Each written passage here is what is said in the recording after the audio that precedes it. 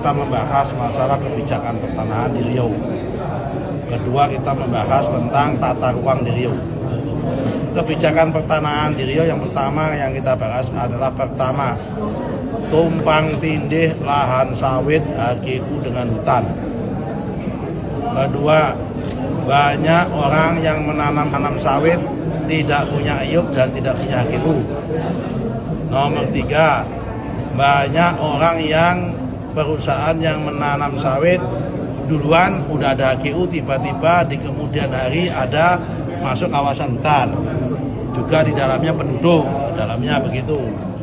Keempat adalah penyelesaian sengketa tanah, terutama konflik klaim tumpang tindih antara tanah pemerintah provinsi dengan tanah Pertamina, dengan tanah mana lagi pemerintah pusat.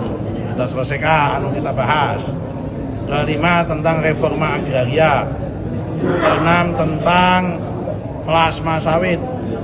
Jadi di sini dilaporkan banyak pengusaha IUP, pemegang IUP HGU yang belum memenuhi kewajiban 20% memberikan kepada plasma dengan dalih dan kelit bahwa plasma itu harus mencari di luar.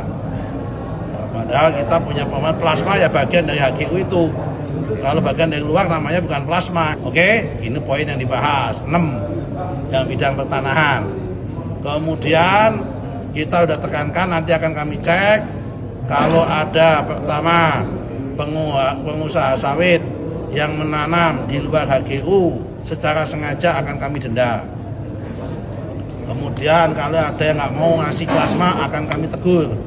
Kalau nggak masih nggak nurut, kami cabut HGU-nya. Oke. Nomor 3, masalah selanjutnya isu tentang tata ruang. Baru sekitar 10 RDTR dari 69 target yang ada di sini. Ya kan, karena itu kita minta Pak Bupati, Pak Gubernur dan Pak Bupati untuk mempercepat proses penyusunan rencana detail tata ruang. Kita kerjakan ini nggak mungkin bisa jalan sendiri tanpa dengan sinergi Pemda, baik pemerintah provinsi maupun pemerintah kabupaten kota.